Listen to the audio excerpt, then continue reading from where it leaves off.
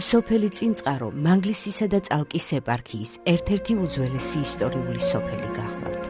ცნობებს წინწყაროს შესახებ ვეცნობით ისეთ ისტორიულ წყაროებში, როგორიცაა ვახუშტი ბაგრატიონის აღწერა სამეფოსა საქართველოსა, ასევე ბერი ეგნატაშვილის ახალი ქართლის ცხოვრება, პაპუნა ორბელიანის ამბავი ქართლისანი და სხვა. 1813 წელს სხვადასხვა გარემოებათა გამო სოფელი ხალხისგან დაცარიელდა და აქ თურქეთიდან გადმოსახლებული ბერძნები დასახლდნენ. მარნეულის მხრიდან რომ მოვდივართ, ძველი გზა მაშინ, ძველი გზა მიდიოდა ზუსტად იმ წყაროსთან, სოფლის წინწყაროს მარნეულისკენ წყაროსთან გზა მიდიოდა ძველი გზა, რომელიც მერე შემოდიოდა წინწყაროში ის გზა და იმითომ ჯერ წყარო იყო, მერე წინწყარო, იმითომ არტყეს რომ წინწყარო ის ესე გახდა, წინწყარო იყო. განა ჩვენ ხალხი რო ჩამოვიდა წინწყარო, არა, ეს ქართული სოფელი იყო, აქ ეკლესიები ძველი, ეკლესიების მესამე, მეოთხე საუკუნიდან მერვე საუკუნის ეკლესიები არის დარჩენილი. ისე რომ სასაფლაოები არის, რომელიც ჩვენებს რა ხალხი ქრისტიანები ცხოვრობდნენ. და მერე ჩვენი ხალხი ჩამოვიდა, ისიც ქრისტიანი ხალხი. აგერ პატარა თბანჭას ის არის მარაბდა, სოფელი მარაბდა, არსენა ოძელაშვილის სოფელი. ისტორიული სოფელი, არსენა ოძელაშვილის სოფელი მარაბდა, აგერ იმ მაგ თბასთან არის. აქეთ შავსაღდარია, ესეც ძველი ქართული სოფელია. და იქით ასურეთია, იქ ნემცები ცხოვრობდნენ, ეხლა რაჭველები ცხოვრობენ. 1813 წელში შემოვიდა ბერძნული მოსახლეობა, რომელსაც 2013 წელში გადაიხადეს ორი საუკუნის დასწავლი. 1993 წლიდან სოფელი დაცარიელდა, მოხდა მიგრაცია, გადავიდნენ სხვადასხვა ქვეყნებში ბერძნული მოსახლეობა. 2004 წელში 20 წლიდან დაიწყო შემოსვლა ქართული მოსახლეობის და დაახლოებით ცხოვრობდა 13 კომლი ბერძნული მოსახლეობა, დანარჩენი იყო სისარიელი.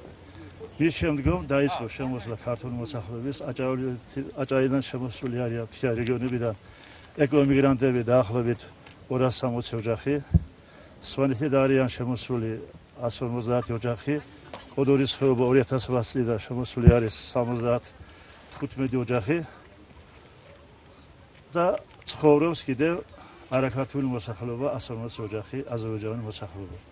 რაც შეეხება სოფელს, ურთიერთობა მოსახლეობას შორის არის ძალიან კარგი ურთიერთობა. მიდის 7 ცხოვრება. საბჭოთა კავშირის დაშლის შემდგომ არაერთმა ბერძნულმა ოჯახმა დატოვა საქართველო, თუმცა აღმოჩნდნენ ისეთებიც, რომლებმაც საკუთარი სახლკარი და წინაპრების საფლავები არ მიატოვეს. ჩემი წინაპრების აშენებულ სახლკარს, ამ ეზოს, სოფელს ნამდვილად ვერ მივატოვებდი, რადგანაც ეს ერთად აღებული მთლიანად ჩემი ბავშვობაა, რისი დავიწყებაც არ შეიძლება, აღნიშნა ჩვენთან საუბარში დომენტი ხროევმა.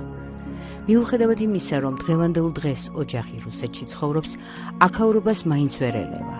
წინაპრისეულის სახლკარი, სოფელი და სოფელთან დაკავშირებული თითოეული დეტალი ამ ოჯახისთვის წმინდაა და მეტად გასაფრთხილებელი. 30 სექტემბერს 50 წელი შემისრულდა.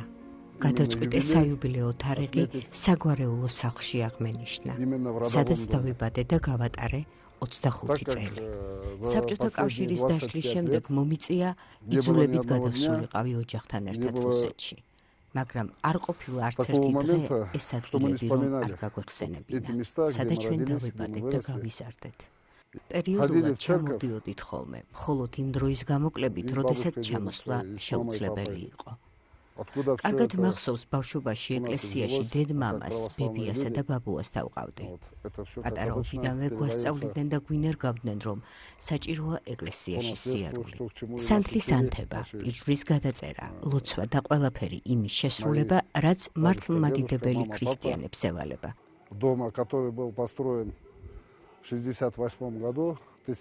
ეს სახლი 1868 წელს ჩემმა ბაბუამ და მამამ ააშენეს.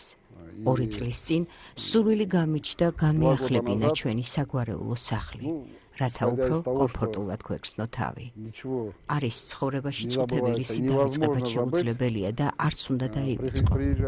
აქ რომ ჩამოვდივართ, პირველ დღეებში ძალიან გვიმძიმს, გული გვტკივა, რადგან იმ რაოდენობის ბერძნები აღარ ხვდებიან, როგორც ეს წინ იყო. 2 კვირის შემდეგ კი, როცა ვტოვებთ მშობლიურ სოფელს და რუსეთში მივემგზავრებით, სულ თვალწინ გვიდგას ჩვენი კარმიდამო და მთელი სოფელი. И уезжать уже тяжело. Дедушка был каменщиком. იცით, ჩემი ბაბუა ქვისმთლელი იყო და წინწყაროელებისთვის არაერთი სახლი აუშენებია. Вот в этом селе Цинскаро ქორწილი მამაპაპისეულ სახლში 1987 წელს გადავიხადე. ყავს ქალვაში. მიხარია, რომ ბავშვებსაც უჩნდებათ აქ ჩამოსვლის და ყოფნის სურვილი. როცა საქართველოში ჩამოვდივარ, აუცილებლად მივდივარ ტაძარში, შემდეგ სასაფლაოზე, სადაც მამაჩემი და წინაპრები არიან დაკრძალული. როგორც გითხარით, ბავშვობაში ჩემს მშობლებს დავყავდით სხვადასხვა წმინდა ადგილას. ყოველწლიურად 10 ივნისს მივდიოდით ბოლნისთან ახლოს მდებარე ნახევრად დანგრეულ ტაძართან. Но там ни дороги не было, ничего. По лесу, по склону горы поднимались. გზის მონაკვეთის მოვლა ტყით გვიწევდა. შემდეგ კი მთაზე ავდიოდით. იქ მთაზე ტაძრის ნანგრევები იყო შემორჩენილი. ეს ადგილი არავის დავიწყებია. მივდიოდით ღამის დევიდაც. საღამოს ტრაპეზობდით. დილით კი მთაზე ავდიოდით. ჩვენ გვაცნობეს, რომ ამ წმინდა მთაზე აღიმართა ტაძარი. რომ გაიყვანეს სამანქანო გზა. Это церковь Петра и Павла. ეს წმინდა პეტრესა და პავლეს სახელობის ტაძარია, სადაც ჩვენი სოფლის ნაწილი კარგაჩანს. მთა, რომელსაც დომენტი ხროევი ახსენებს, წმინდა ელიას მთა გახლავთ. აქ ათეისტურ პერიოდში ბერძნული მოსახლეობა ადიოდა, სანთელს ანთებდა, საკლავს კლავდა და უფალ შენდობას თხოვდა. დღევანდელ დღეს წმინდა ელიას მთაზე წმინდა მოციქულთა პეტრესა და პავლეს სახელობის ტაძარია აღმართული. На этом святом месте სწორედ ამ წმინდა მიწაზე მივიღე გადაწყვეტილება, რომ ჩვენ სოფელში ამაღლებულ ადგილას, სოფლის სასაფლაოსთან ახლოს წმინდა ლაზარეს სახელობის სამლოცველო ამეშენებინა, ჩემი შვილის სახელზე. инвалид. მას ლაზარე ქვია. იცით, ჩემი შვილი ინვალიდია და ამ სამლოცველოს აშენებას მისი გამოჯამთელების სურვილით იყო ნასასდორები. ამავე დროს ჩვენი სოფლის ყველა მაცხოვრებლებს ექნება საშუალება მივიდეს ამ სამლოცველოში, აანთოს სანთელი და სთხოვოს შემწეობა წმინდა ლაზარეს.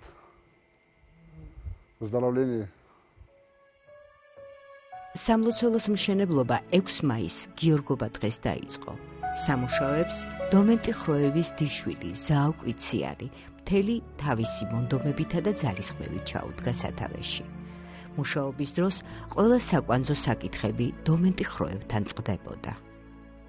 დავიწყეთ იმით, რომ მოვიძიეთ მსგავსი არქიტექტურული ნაგებობა. შემდეგ უკვე არქიტექტორმა შეგვისრულა ესკიზი, პროექტი. 5 მაისით აქეთ მიდის მშენებლობა. მუშაობთ ღვთის შეწევნით, ისეთი დაბრკოლება არაფერი არ შეხვედრია, გარდა იმისა, რომ ამინდი გვიშლიდა ხელს. სამლოცველოს პროექტი შეზღუდულმა პასუხისგებლობის საზოგადოებამ სოც-არქიტექტურამ შეასრულა. პროექტის არქიტექტორი ბადრი ჯინჯარაძე გახლავთ. პროექტის მთავარი ინჟინერი კი ბადრი ჭამპულიძე. 5 მაისს მოხდა საძირკვლის ჩასხმა, ჩაასხა საძირკველი და ესე იგი დაახლოებით 1 თვის განმავლობაში მიმდინარეობდა ხატვრობა.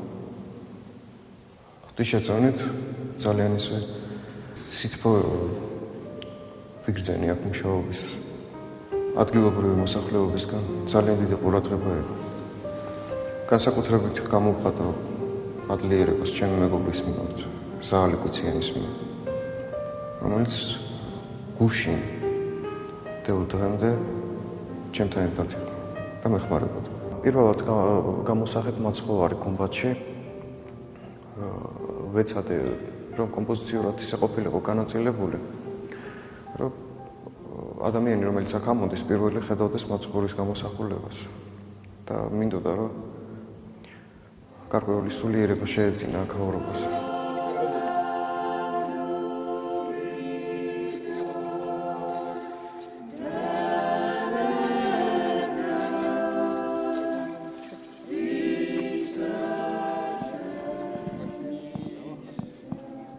ქრისტეს მიერ საყვარელო შვილებო, დღეს ჩვენთვის, ჩვენი ეპარქიისათვის, ჩვენი მხარისათვის ძალზე მნიშვნელოვანი დღე არის, სიხარულის დღე არის. დღეს უფალმა ღმერთმა ინება, რომ გაავლოცოთ და ვაკურთხოთ აი ეს წმინდა სოფელი, გაავლოცოთ და ვაკურთხოთ ახალი სამლოცველო, რომელიც აშენდა ამ სოფელში და რომელიც ააშენა შესანიშნავმა და პატიოსანმა ადამიანებმა. ჩვენ ვართ ძველი ქრისტიანები, ვართ უძველესი მართლმადიდებელი ქვეყანა, ერი, ჩვენ გვაქვს დიდი წილხვედრი ყოვლადწმინდა ღვთისმშობლისა ქვეყანა, რომელსაც ეწოდება იბერია, ანუ საქართველო, ეს არის წმინდა მიწა.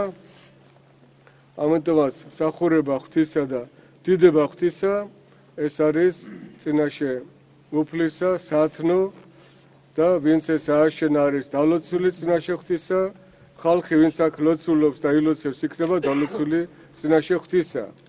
მე ვიტყოდი ბატონ დომეტი ხროევზე, რომელიც ჩემი უახლოესი მეგობარი და მეზობელი არის, მან დიდი ღვაწლი შეიტანა სოფელში, ჩადო ისტორიული მისია და მაგალითი მისცა დანაჯერ ბერძნ მოსახლეობას, ძალიან ბევრმა მხარი და კეთება ნელ-ნელად ცოტაოდენობით შემოდიან.